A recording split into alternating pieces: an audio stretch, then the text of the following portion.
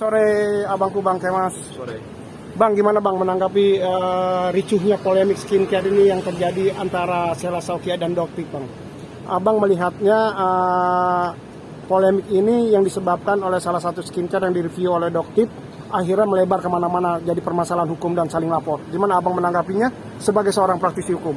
Ya, sebenarnya ini kan ada beberapa sisi yang harus kita perhatikan nih oleh masyarakat, ya. Ini sebenarnya ada poin baik untuk pengayaan dan pelajaran bagi masyarakat, ya. Bagaimana menggunakan produk yang sehat, ya. Bagaimana menggunakan produk yang memang tidak melanggar hukum, kan begitu ya. Bagaimana menggunakan produk yang semua ketentuan syarat-syaratnya itu sesuai dengan peraturan yang berlaku. Kan gitu ya. Nah, adanya peristiwa yang kemarin cukup ramai, viral, bahkan sampai ada live juga ya, terjadi peristiwa tersebut. Ini sebenarnya saya sangat sayangkan cara-cara yang digunakan. Sebenarnya kalau memang mereka ini mau menggunakan cara yang lebih elegan, lebih mengundang simpati, public trust itu akhirnya timbul, itu sebenarnya bisa dilakukan oleh, misalkan contoh ya, oleh saudari SS itu langsung konfirmasi aja ulang, ya. Konfirmasi langsung secara pribadi, secara personal gitu kan. Kemudian kalau memang produknya dia direview, kemudian produknya itu adalah ternyata ada ketentuan yang dilanggar berdasarkan BPOM-nya, ya sudah, tinggal kita uji lab ulang, kan begitu. Ketika uji lab ulang ini ternyata baik, kedepannya ada perbaikannya, ini kan menguntungkan produk. Nah, makanya ada kalau tidak salah di teori marketing itu 5.0, ya. Ada di bawah sebelumnya 4.0. Jadi bukan mengenai produknya, tetapi bagaimana perilaku konsumen terkait produknya. Ini kan perlu kemasan yang cukup elegan gitu loh di antara pihak, khususnya sih kepada pemilik ya skincare. Karena kan dia punya otoritas, dia punya kemampuan, sarana infrastruktur yang cukup untuk bisa dia perbaiki, yang akhirnya kan public trust.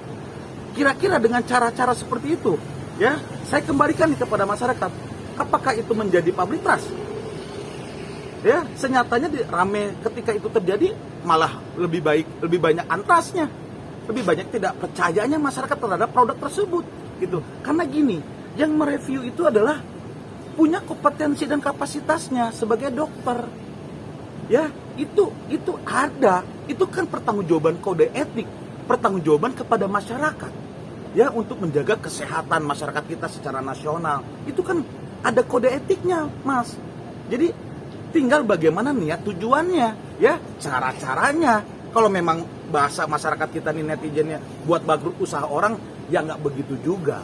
Kan ada juga ya, kalau tidak salah di beberapa media ya ditampilkan pemilik skincare ketika menerima saran masukan dari pihak Doktif, akhirnya dia memperbaiki produknya sesuai dengan aturan, dia compliance dengan aturan BPOM, dan akhirnya itu ternyata baik untuk masyarakat.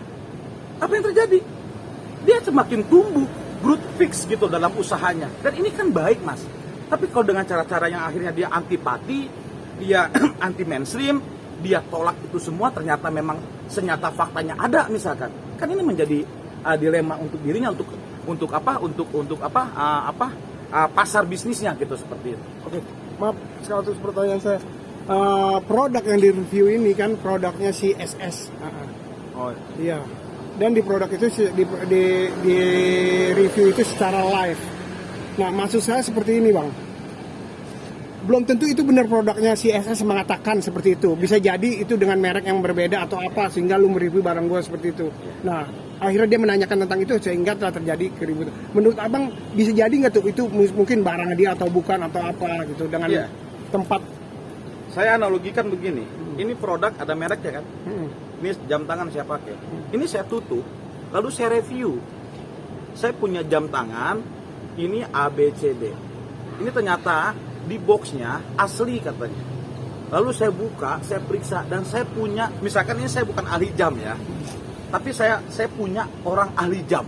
Misalkan dia bekerja puluhan tahun di merek terkenal, merek luar negeri gitu ya, jam tangan. Lalu saya tanya, apakah ini original? Ya, saya berniat untuk memberitahu kepada masyarakat produk original tuh apakah asli original atau ternyata originalan. Paham nggak? Saya nggak punya keuntungan di sini. Saya nggak dapat keuntungan. Ini informasi publik.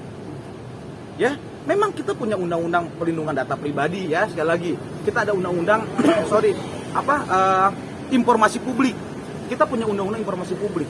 Apa saja yang boleh disampaikan kepada publik, apa saja yang tidak boleh. Salah satunya apa? Tidak boleh menyampaikan dan undang-undang ya informasi publik itu soal legalitas kepemilikan rumah dan tanah seseorang. Itu nggak boleh ditunjukkan warkanya kepada masyarakat umum, nggak boleh mas. Itu wajib di pengadilan. Contohnya begitu. Tapi ini kan bukan yang dilarang oleh undang-undang. Saya tidak menyebutkan merek loh. Misalkan ini merek, mohon maaf, ACD gitu ya. Tapi kan saya tidak menyebutkan merek itu. Lalu merek itu pun saya tutup. Lalu direview oleh sahabat saya yang memang ahlinya. Akhirnya dinyatakan ini tidak asli. Karena kriteria asli itu adalah A, B, C, D. Sah tidak? Apakah saya melanggar hak merek atau hak dagangnya seseorang? Produknya seseorang? Kan tidak. Karena saya tidak menyebutkan. Kalau ternyata indikasi model dari jauhnya itu mirip produk A, ya, dan pemilik A itu merasa itu produk dirinya, silakan konfirmasi. Ya kan ada proses mekanisme, ya, langkah-langkah upaya yang harus bisa diselesaikan. Kalau memang ini tidak asli, buktikan aslinya yang mana. Kan begitu. Nah, ini coba sedikit menganalogikan dari peristiwa yang kemarin terjadi gitu loh maksudnya. Oke, Bang. Ini kan terjadi akhirnya triggernya meledak dan saling melapor, ya kan, terjadi persekusian terhadap Doktif dari CSS sendiri. Ini gimana nih, kan laporannya berlapis nih dari Doktif sendiri, pelecehan, ancaman, ITM mungkin pencemaran sampai persekusian, dan akhirnya pihak SS juga melaporkan pencemaran. Ya Bang, melihatnya seperti apa sih sebagai ini kan dari awal review skincare jadinya akhirnya saling lapor nih, dan bagaimana nih menurut Abang? Ya, sekarang pertanyaan masyarakat juga bisa kita kembangkan dan jawab ya untuk saat ini yang terjadi peristiwa kemarin. Siapa yang paling diuntungkan dalam hal ini? Apakah ada yang diuntungkan semua pihak? Dengan cara-cara barbar misalkan, dengan cara-cara premanisme, dengan cara-cara anarkis, ya, dengan cara-cara emosi yang tidak terkendali. Pertanyaan saya secara pribadi, adakah yang diuntungkan di sini? Ya, apakah semakin lebih mulia mereka di antara kedua belah pihak? Kalau memang punya niat kebaikan untuk masyarakat, maka tidak perlu berdrama gitu ya, tidak perlu bermanuver. Sudah sampaikan apa adanya untuk perbaikan dunia atau industri kosmetik lah di Indonesia yang sedang tumbuh. Dan juga ini juga otokritik kepada para pemilik-pemilik nih, mohon maaf ya, flexing sana sini. Untuk apa pertanyaan? Ya, masyarakat kita ini coba lihat di BPS deh. Masyarakat yang mayoritas kita ini bukan kelas menengah ke atas, Mbak. Kita ini kelas menengah ke bawah. Ya, middle class kita tuh lebih banyak ke bawah malah. Apakah dengan flexing itu membuat dia semakin hebat gitu ya, semakin mulia? Kan tidak juga. Apakah nanti niatnya sombong, ujub ya gitu kan? Itu justru adalah karakter-karakter yang tidak akan pernah abadi gitu ya. Selama kita masih hidup di dunia. Yang akhirnya kan terjadi juga, ada beberapa peristiwa di Sulawesi kalau tidak salah ya, pemilik skincare yang akhirnya tertangkap ya, terjerat kasus pidana ya, karena mungkin bisa saja ada keterkaitan perkara-perkara yang lain.